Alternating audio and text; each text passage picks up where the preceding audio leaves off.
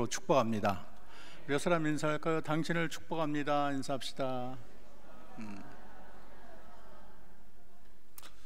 더 목소리, 아멘 소리가 더 커진 것 같아요. 이제 예수님이 승천하는 것을 보고 감난산에서 이제 제자들이랑 또 주님을 섬기는 많은 무리들이 이제 다시 예루살렘에 와서 이제는 다락방으로 올라갑니다. 120문도가 모인 다락방, 우리가 많이 잘 알고 있습니다.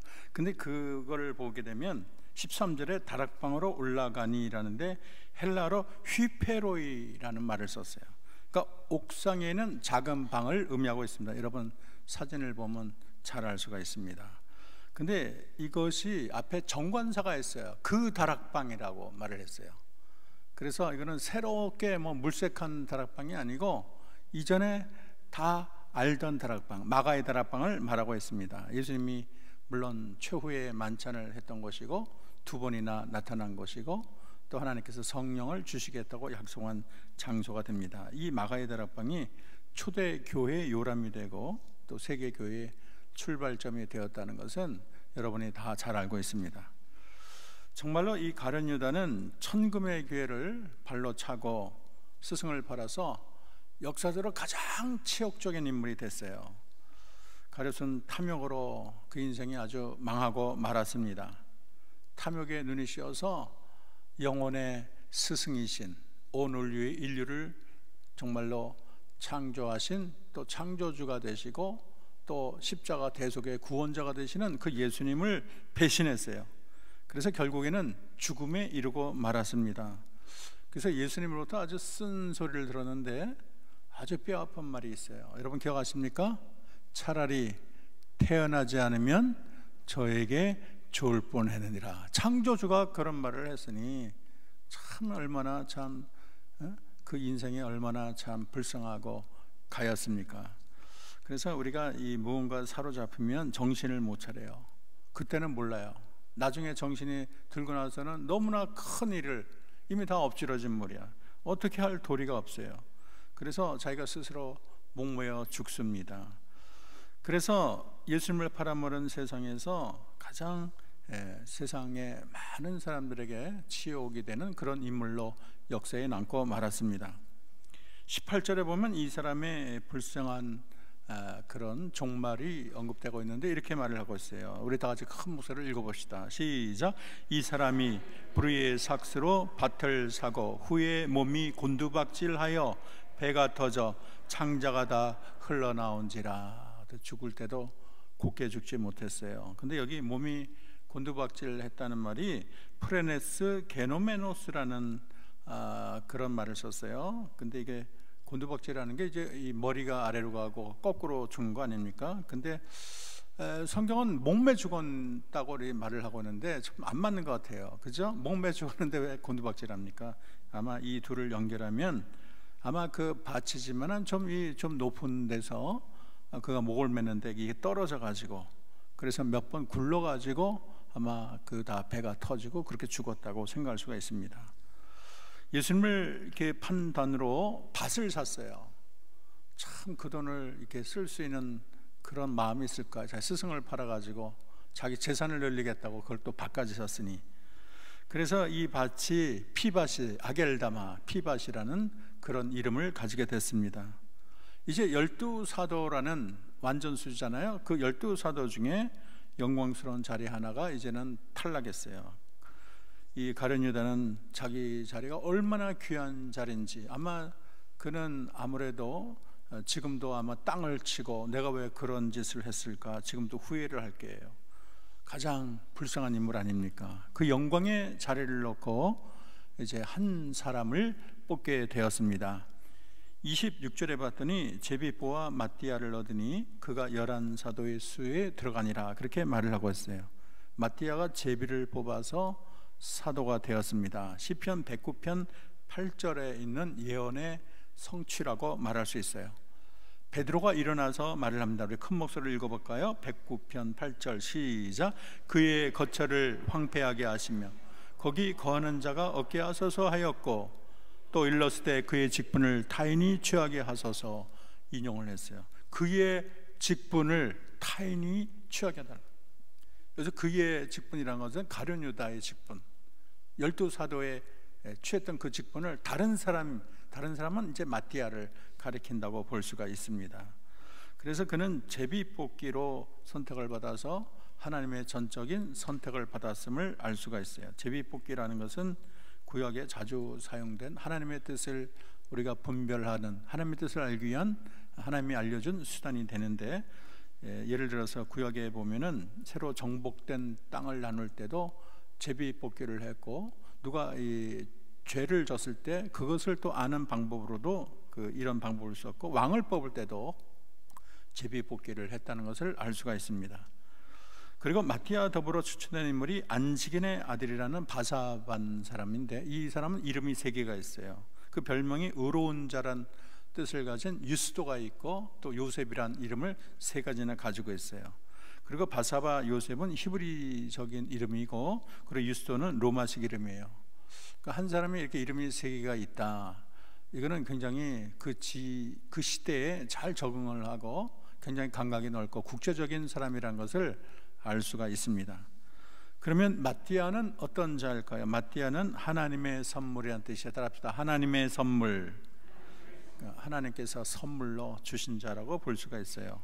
이 마띠아는 예수님의 제자 마태와 같은 의미를 가지고 있습니다. 그는 이제 70문도 중에 하나였습니다. 전승에 따르면 이 마띠아는 베들레헴 사람이고 유다 지파의 문중의 사람이었다고 해요. 어려서 회당을 통해서 예언서와 율법서를 배웠다고 하고, 자비를 베푼 데 앞서서 언행이 일치한 자라는 기록이 있습니다. 그래서 이제 사도들이 기도하고 항아리에 제비 2개를 넣는데, 이 제비란 말이 클레노스라는 헬라어인데, 이거는 뭐 돌멩이나 꼬챙이에 그렇게 글을 써서 표현한 거죠. 그 제비를 2개를 놓고 유스도냐 마띠아냐, 그리고 뽑았는데 마띠아가 뽑혀가지고 그가 사도의 수에 들게 됐습니다. 물론 유스도와 마띠아는 다 회중들이 다 이렇게 동의를 해서 어떤 2사람으로 압축했다고 볼 수가 있습니다. 그러면 어떻게 해서 이 마띠아가 예수님의 12제자 속에 들었을까를 우리가 잘 살펴보고, 여러분도 마띠아처럼 여러분도 하나님의 정말로 은혜자, 하나님의 능력자, 하나님의 쓰시는 사람의 뽑히기를 소원합니다. 첫째는 우리 따라할까요? 하나님의 마음에 드는 자. 첫째는 하나님의 마음에 들어야 돼요. 왜냐하면 1장 24절 25절을 보면 우리 다 같이 읽어봅시다. 그들이 기도하여, 시작, 그들이 기도하여 이르되 무사람의 마음을 아시는 주여, 이 2사람 중에 누가 주님께 택하신 바 되어 봉사와 및 사도의 직무를 대신할 자인 줄 보이소서. 하나님은 무사람의 마음을 아신다 그랬어요. 여러분, 하나님의 마음에 드는 것이 첫 번째인 줄로 믿습니다. 사울이 아직 왕으로 살아있을 때 이제 사무엘을 보내가지고 기름을 붓게 했죠. 차기 왕을 뽑기 위해서 이세 집에 가서 기름을 부으라 그랬어요. 그래서 7 아들이 쭉 있는데 봤더니 엘리압이 갔더니 너무 모양이 괜찮은 거예요. 몸매를 알아주고 뭐 외모가 너무 잘생겼어요. 여러분, 외모로 사람 판단하지 마세요. 외모로 담임 목사를 판단하면 안 됩니다. 알겠어요? 중심을 보시기 바랍니다. 그래서 이렇게 말을 하고 있어요. 사무엘상 16장 7절, 그의 용모와 길을 보지 말라. 내가 이미 그를 버렸노라. 내가 보는 것은 사람과 같지 아니하니 사람은 외모를 보거니와 나 여호와는 뭐를 보느니라? 중심을 보느니라. 그렇게 말을 했어요. 우리 인간은 참 잘 속아요. 그렇게 보느라고 보고 또 보고 했는데, 결혼을 했는데 알고 왔더니 너가 결혼을 잘못했어. 그래서 1년 안에 얼마나 많이 이혼하는지 몰라. 알고 왔더니 내가 이뻐서 사랑해서 결혼을 했는데 그 안에 살쾡이가 100마리 살고 있어. 그래서 땅을 치고 후회하는 목사님도 봤어요. 그래갖고 물어봐, 왜 몰랐냐고. 그랬더니 전혀 몰랐대. 연애할 때 몰랐대. 그랬더니 결혼했더니 영 본색이 아니고 여인 본색이 나온 거예요. 그래서 참 괴로워하는 삶을 봤어요. 사람은 변장을 하기 때문에 그 사람을 잘 모르고 사기꾼이 더 멋지게 잘생기고 매너가 아주 만점이에요. 아주 매너 좋고, 근데 사기꾼이야. 나를 망하게 하는 사람이 그렇게 다가올 때가 있어요. 어떤 사람은 남편과 수십 년 살았는데 자기 남편이 북한 고정간첩인지 모르는 거야. 그동안 뭐 그걸 전혀 모르고 나중에 잡히고 보니까 고정간첩이랑 결혼했어요. 여러분, 사람은 속일 수 있어도 하나님은 속일 수가 없습니다. 믿습니까? 왜냐하면 하나님은 중심을 보기 때문에. 그래서 우리가 하나님의 쓰임을 받으려면 우리가 먼저 하나님 마음에 드는 게 중요해요. 사람 마음도 물론 중요하죠. 하나님이 사람들 볼 때 어느 정도 인정을 받아야 되지만 더 중요한 거는 하나님의 마음인 줄로 믿습니다. 우리가 사람에게 잘 보이려고 힘쓰기 전에 먼저 하나님 마음에 흡족이 들려고 하는 게 중요해요. 제가 이제 교사를 했더니 어떤 애는 청소하러 딱 가면은 착 하고 갑자기 안 가서 살짝 가면은 막 놀다가 담임 목사 나오면 그제서 막 해. 그런 거 많이 봤어요. 근데 보면은 담임 선생님이 오나 안 오나 혼자 먼저 뒤집어 쓰고 하는 사람이 있더라고요. 그게 진짜 아니에요? 사람에게 잘 보려고 그때만 그러지 말고 항상 하나님 앞에 내가 서 있다, 이런 자세가 얼마나 중요합니까? 사람이 알아주거나 안 알아주거나 묵묵히 최선을 다하는 사람, 하나님이 기뻐할 줄로 믿습니다. 두 번째는 따라합시다. 더불어 사는 사람. 더불어라는 게 있어요. 마티아는 더불어 살 줄 아는 공동체적인 인간입니다. 23절을 한번 읽어보세요. 큰 목소리로 시작. 항상 우리와 함께 다니던 사람 중에 하나를 세워 우리로 더불어 예수의 보라심을 증거할 사람이 되게 하려 하리라 그랬어요. 마티아는 유아 독전적인 인간이 아니에요. 홀로형이 아니에요. 우리와 더불어 같이 함께 일을 할 수 있는 사람이에요. 믿는 사람 신앙도는 기도는 너무 잘해. 믿음도 좋아. 근데 같이 일하는 데는 아예 꽝이야. 늘 자기만 놀아. 고집이 너무 세. 너무 사람들에게 상처를 많이 줘. 자기랑 반대하면 그냥 토라지고 화내고, 그 고집이 뭐 한 달가 힘들어요. 그래서 다른 사람에게 상처를 주기도 하고, 또 너무 쉽게 상처받는 것도 문제, 너무 상처를 잘 받는 것도 문제. 그래서 개인 신앙은 모르겠지만은 주의 일은 혼자 하는 게 아니잖아요. 우리 같이 일하는 거잖아요. 다 모여가지고 공동체적으로 일하는데 저는 성격이 너무 모가 많이 나가지고 자꾸 부딪히고 상처를 주고 입이 험한 말 자꾸 나가고, 참 그래가지고는 안 되는 거잖아요. 교회라는 게 자기만 생각하면, 자기 기분만 생각하고 자꾸 혈기 부리고 교만 내고 그러면 안 되잖아요. 그리고 어떤 사람은 너무 자기 이 자아가 너무 세가지고 다른 사람이 참 힘들어요. 제가 옛날 교회에 있었는데 이제 교육부를 좀 오래 맡았어요. 근데 교사들이 그때 한 50명, 중등부가 교사가 50명이야. 한 학년이 그런 데 있었어요. 근데 모든 교사가 그 사람 하나 때문에 힘들어하고 막 그냥 못하겠다는 거야. 그 사람만 나타나면 다 공포야. 회의 시간에 그 사람 하나 나타나면 다들 진절머리야. 근데 본인은 몰라. 본인만 몰라. 본인은 주를 위해서 자기 오르니까, 정의의 투사니까.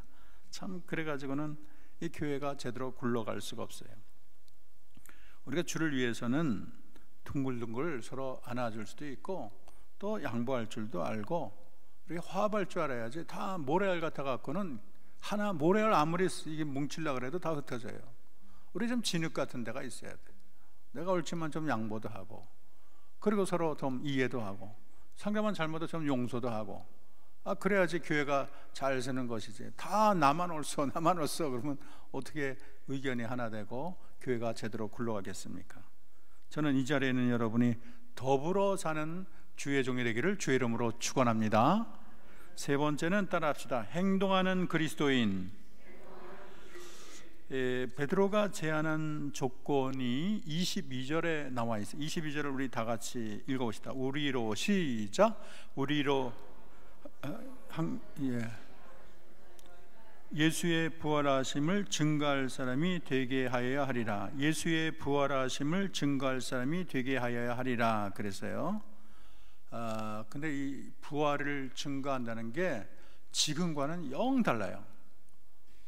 그때는 목숨을 내놓는 거예요. 죽기 아니면 까무러치기로 생명을 걸고 복음을 증거하는 완전히 행동이에요. 그건 뭐 몰래 숨어서 조용히, 그게 아니에요.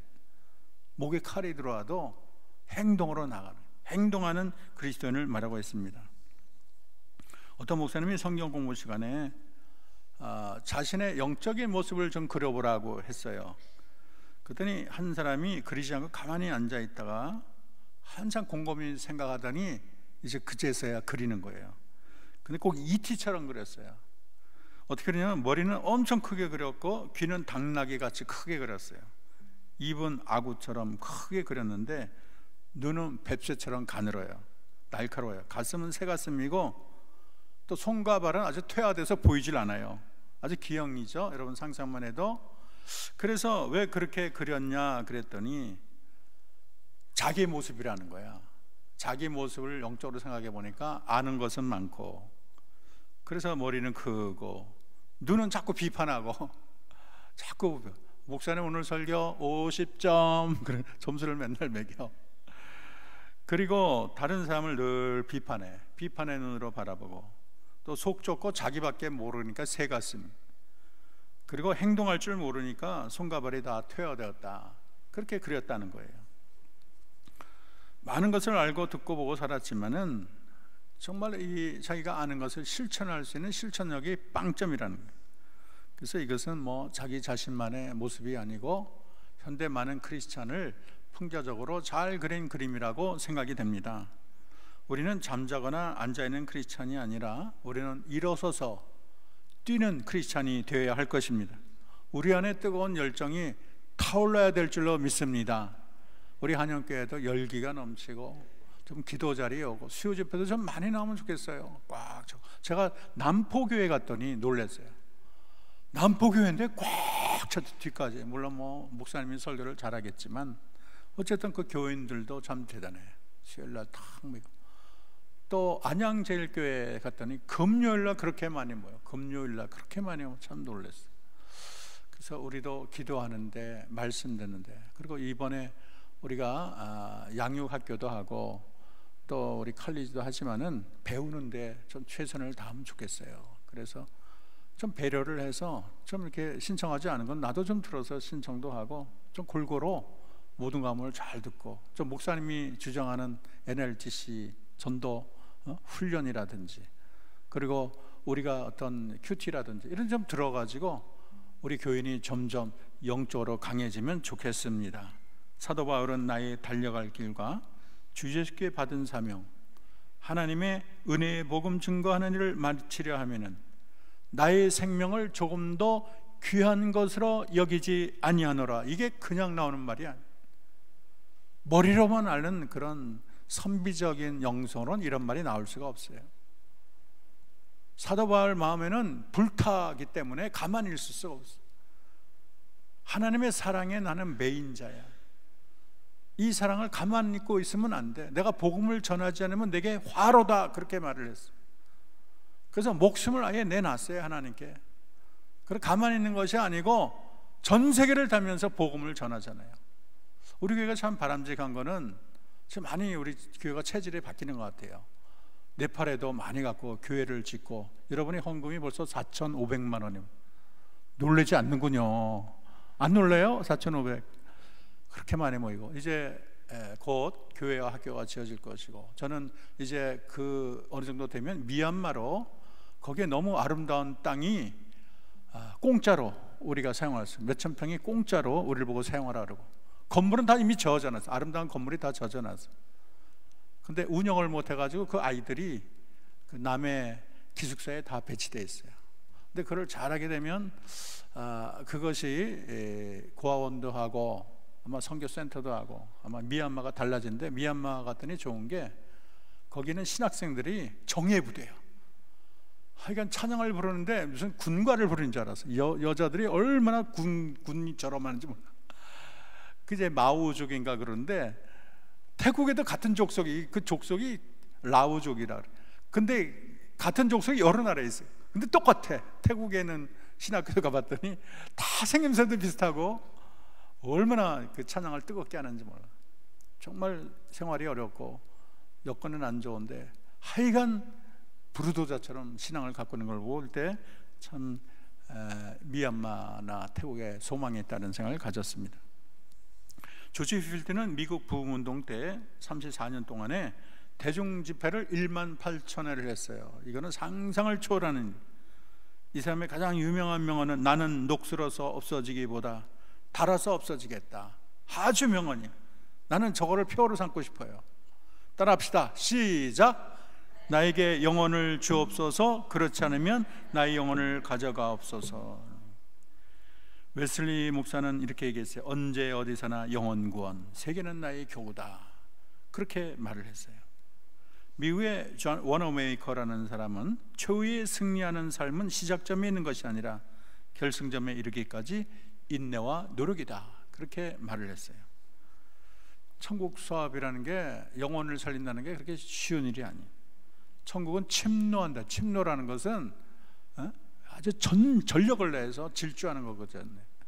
가만히 감나무 밑에 누워가지고 감 떨어지기를 바라는 신앙은 젬병이 신앙이에요. 천국은 침노나, 여러분 럭비 봤어요? 그냥 돌진하잖아. 어깨가 얼마나 강한지 돌격이야.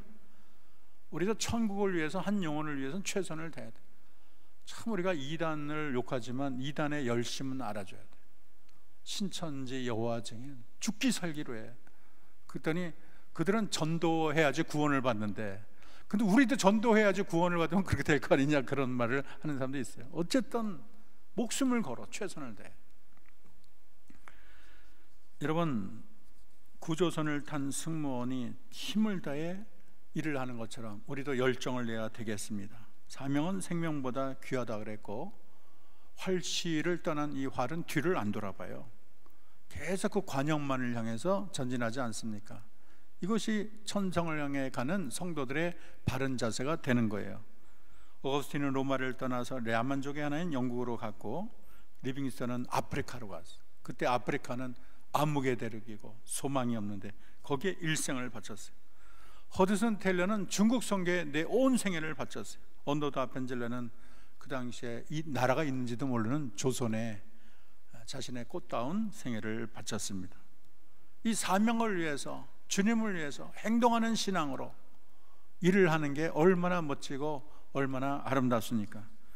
여러분, 우리가 말로만 신앙인이 되어서는 안 돼요. 썬데이 크리스찬이 돼갖고는 하나님 앞에 설 때 얼마나 부끄럽겠어요. 우리가 좀 거룩한 욕심을 가지고 나가야 되겠습니다. 인생은 한 번인데 여러분, 세상을 살기 위해보다 영원한 나라를 위해서 우리가 인생을, 주를 위해서 헌신해야 되겠습니다. 마지막은 따라합시다. 변함없이 늘 충성하는 자.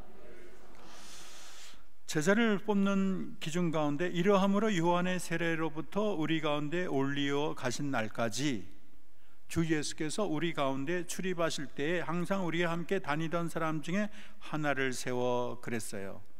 그 요한의 세례라면 예수님이 사역하는 아주 초창기 아닙니까? 그리고 하늘에 올라갔다면 마지막 아닌가요? 그러니까 예수님의 사역의 처음부터 끝까지 다 이 복음 증거하는데 같이 변함없이 최선을 다했다는 거예요. 처음부터 끝까지 변함이 없이 늘 충성하는 것이 중요해요. 여러분, 우리 하나님이 변함없는 충성을 기뻐할 줄로 믿습니다. 하나님은요, 한결같은 사람 좋아해요. 마음이 팥죽 같아 갖고 이랬다 저랬다 뜨거웠다 식었다, 그런 사람 하나님은 별로라고 생각해요. 기분 좋으면 교회 나오고, 기분 나쁘면 교회 푹 쉬고, 뜨겁게 일했다가 또 언제 내가 그랬냐, 이렇게 그러면 안 돼요. 이 굴곡이 너무 심하면 안 돼요. 한결같이 늘 충성한 자를 하나님이 눈여겨보시고 귀하게 보시는 줄로 믿습니다. 저는 옛날에 룻을 보면은 시어머니 나오미가 남편이 죽었잖아요.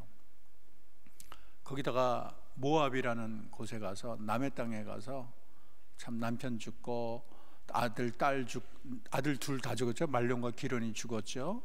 그게 이제 며느리 둘밖에 없어요. 그러니까 이제 그들에게 내가 이제 뭐 아들도 없는데 너 남편도 없는데 내가 너희를 어떻게 붙들겠냐, 내가 또 남편을 얻겠느냐, 남편으로 애를 낳은들 뭐 네가 그 남편을 또 취하겠느냐, 그러니 돌아가라, 그렇게 말을 해요. 아니 절망적으로 말을 하는 거죠. 그래도 그들이 좀 위안이 되기를 속으로는 바랬을 거예요. 그러니까 그렇게 말을 했을 때, 나오미가 그렇게 말을 했을 때 정말 오르반은 갔어요. 자기 요압으로 예 어머니 저 가겠습니다 갔어요. 그럼 그를 뭐라 그럴 수 없죠. 남편도 죽고 여기에 있을 이유가 뭐가 있습니까? 고향에 가는 게 맞는 건데 참 룻이 대단해요. 이런 말을 했어요. 어머니 가는 곳에 나도 가겠습니다. 어머니 머무는 곳에 나도 머물겠습니다. 어머니 백성이 나의 백성이 되고 어머님의 하나님이 나의 하나님이 되십니다. 이야, 감동적이야. 성경에서 아주 가장 감동적인 말 같아. 심지어 룻은 이렇게 말했어요. 어머니 죽으시는 곳에 나도 죽어 거기 묻힐 것이라. 참 하나님이 그 둘 사이에 이렇게 소근거리는 말이지만은 그거를 듣고서 하나님이 아주 감탄했을 것 같아. 야, 너는 어떻게 마음이 그렇게 이해타산 계산기 두들기지 않고 그렇게 어머니를 섬기고 하나님을 섬기겠다고 그렇게 하냐? 어머니 죽는 곳에 나도 죽겠습니다. 하나님이 감동했어요. 이렇게 하나님은 변함없는 그런 신앙의 사람, 충성의 사람을 우리 하나님이 기뻐하세요. 그래서 그의 참 불쌍하고 처량한 삶을 바꿔서 금빛 삶으로 만들지 않았습니까? 보아스를 만나게 했어요. 그리고 그의 후손 가운데 누가 나서 다윗 왕이 나오고 예수님이 나오고 이방 여자가 예수님 족보에 들어갔어요. 얼마나 큰 영광입니까? 그 일을 행하시는 분이 하나님이세요. 예수 믿는 사람에게 제일 귀한 것은 변치 않은 신앙이에요. 어렵다고 좌절하고 어렵다고 중단하니까 하나님 기뻐하지 않으세요. 예수님이 이런 말을 했어요. 너희도 가려느냐, 그렇게 말을 했어요. 다 떠나갔거든요. 바울은 디모데에게 이렇게 말을 했어요. 너는 어서 속히 내게로 오라. 데마는 이 세상을 사랑하여 나를 버리고 데살로니가로 갔고, 그레스게는 갈라디아로, 디도는 달마디아로 갔고, 누가만 나와 함께 있느니라. 내가 올 때 마가를 데리고 오라. 저가 나 일에 유익하니라. 이게 감옥에 있고 힘드니까 떠나갈 사람 다 떠나가. 바울 자체를 사랑하지 않고 무슨 조건이나 이유 이렇게 수판 돌아가는 사람은 다 떠나. 그러나 그렇게 힘든 자리도 늘 곁을 지키는 자가 있는 거예요. 변함없이. 우리는 금이나 은이나 다이아몬드를 아주 중요한 귀금속으로 여기고 그거를 귀한 결혼식의 예물로 쓰는 것은 그것이 변하지 않기 때문이에요. 예수님을 따르는 길이 항상 좋은 게 아니에요. 때로는 멋있어 보일지 모르겠지만 참 힘들고 참 내가 왜 이런 고생을 사서 하나 이럴 때가 있어요. 그러나 하나님은 변함없는 자, 한결같은 자를 기뻐하십니다. 늘 충성하는 자. 세상 사람 몰라줘도, 때로는 눈물이 나와도, 분통이 터져도 늘 참고 인내하며 주님만을 바라보는 자를 하나님이 기뻐할 줄로 믿습니다. 고린도전서 15장 58절 우리 다 같이 큰 목소리로 읽어봅시다. 그러므로 시작. 그러므로 내 사랑하는 형제들아 견실하며 흔들리지 말고 항상 주의 일에 더욱 힘쓰는 자들이 되라. 이는 너희 수고가 주 안에서 헛되지 않은 줄 알미라. 아멘. 여러분, 흔들리면 안 돼요. 있는 자리를 든든히 지키는 게 충성이에요. 특별히 기둥될 사람이 흔들리면 전체가 흔들흔들 거리는, 교회가 막 나눠지는 거예요. 풍지박산이 되는 거예요. 자기 자리를 굳건히 지키고 최선을 다하는 종을 하나님이 불꽃 같은 눈으로 바라보시고 축복할 줄로 믿습니다. 전승에 따르면 마띠아는 유대에서 전도를 하고 에디오파에서 야만인에게 전도를 하고 마게도니아에도 전도를 했다고 합니다. 마지막 순교지는 유대였고 그 유해가 로마로 옮겨져서 7대 성당인 산타마리아 마조르 성당 반석 아래 장사되었다고 합니다. 여러분, 세상에 공짜는 없어요. 잘 기억하세요. 꼭 외워두세요. 따라합시다. 세상에 공짜는 없다. 옆 사람에게 좀 설명하세요. 세상에 공짜는 없어요. 해보세요. 이게 제스처가 부족해. 여러분 닮아서 제가 제스처가 부족한 것 같아요. 자, 옆 사람 보고 설명. 공짜는 없습니다. 해봅시다. 시작. 공짜는 없습니다.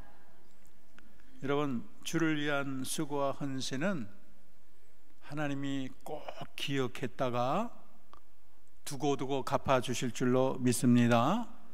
갚아주실 때 영원히 갚아주세요. 한 번이 아니야. 여러분, 천성에 가서 영원히 하나님이 기뻐하시고 고맙다 하시고 영광으로 갚아주실 것입니다.